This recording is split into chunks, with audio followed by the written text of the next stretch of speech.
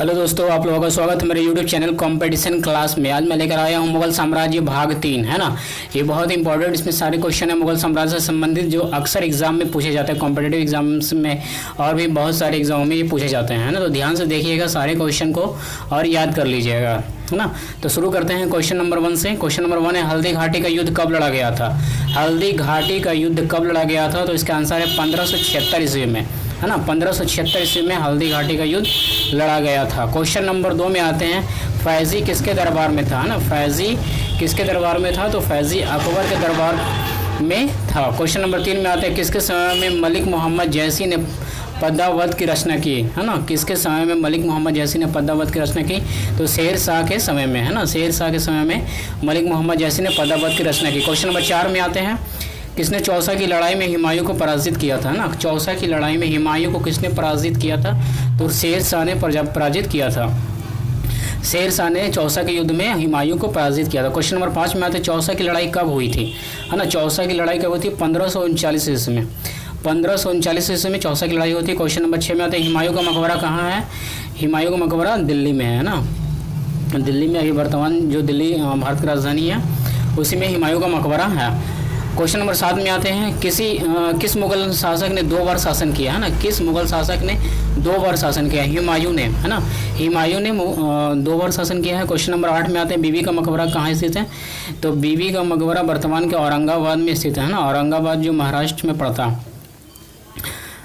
उसके बाद question number देखते हैं अगला, फतेहपुर सिकरी में स्थित लाल पत्थर से निर्मित शेख सलीम चिश्ती के मकबरे को किसने संगमरमर का करवाया, है ना।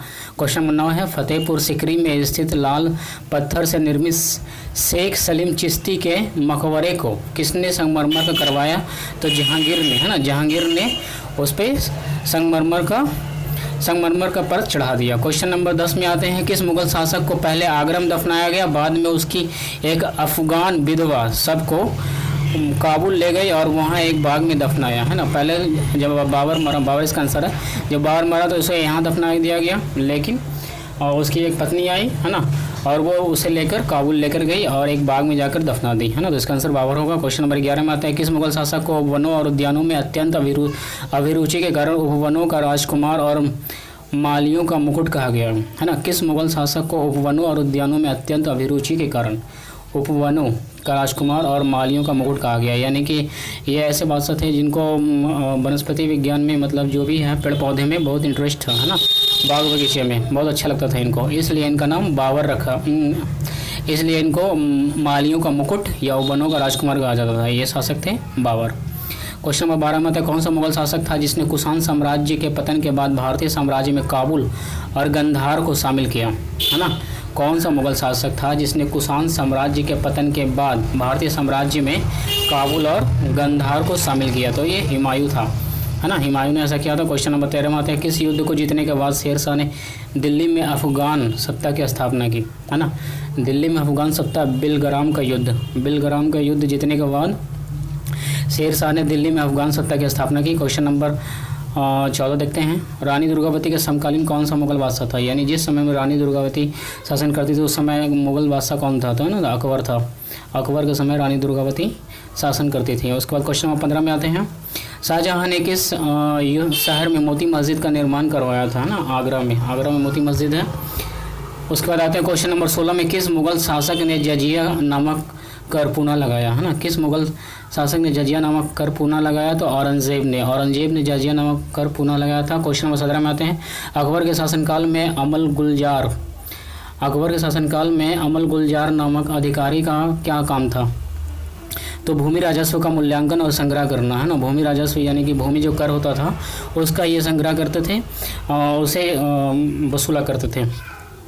उसके बाद क्वेश्चन नंबर 18 में था, शिवाजी ने मुगलों से किस संधि के तहत किलों को सत्ता स्थानांतरित किया, है ना। शिवाजी ने मुगलों के किस संधि के तहत किलों को सत्ता स्थानांतरित किया, तो पुरंदर संधि के तहत।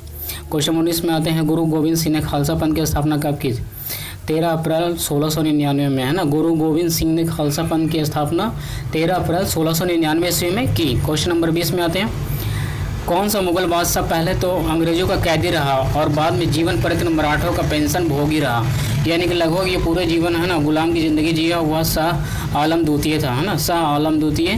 पहले तो अंग्रेज लोग इसको कैदी बना कर रखे और फिर जब छोड़ा गया तो मराठों के ये पेंशन पे जीवित रहे, है ना, उनके रेमो करम पे। क्वेश्चन नंबर 21 में आते हैं, दक्षिण में किसके शासनकाल में मुगल साम्राज्य तमिल राज्य क्षेत्र तक फैला?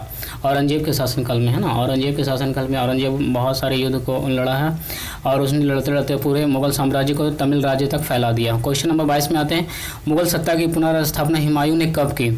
1555 से 1556 ईस्वी तक, है ना। मुगल सत्ता की पुनर्स्थापना हुमायूं ने कब की? तो 1555 से 1556 ईस्वी तक। क्वेश्चन नंबर 23 में आते हैं, मुगल सत्ता की पुनर्स्थापना किस युद्ध में हुमायूं को मिली जीत के फलस्वरूप हुई?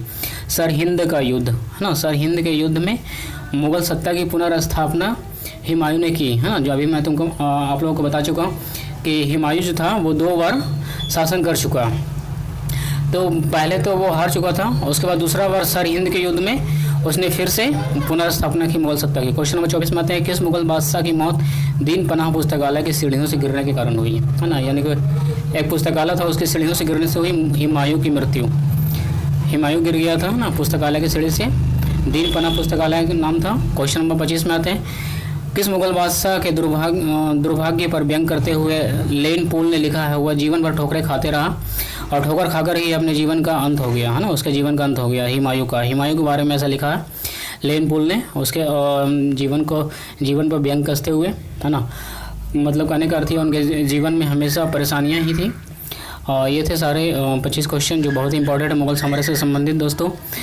इसका अगला पार्ट मैं जल्द लेकर आऊँगा, है ना। मुगल साम्राज्य से संबंधित रहेगा, इसका अभी और 2-3 पार्ट है वो मैं पूरा कर दूँगा। तब तक के लिए अगले वीडियो के लिए धन्यवाद, है ना। अगर वीडियो पसंद आए तो लाइक कर दीजिए और चैनल को सब्सक्राइब कर दीजिए। Thank you.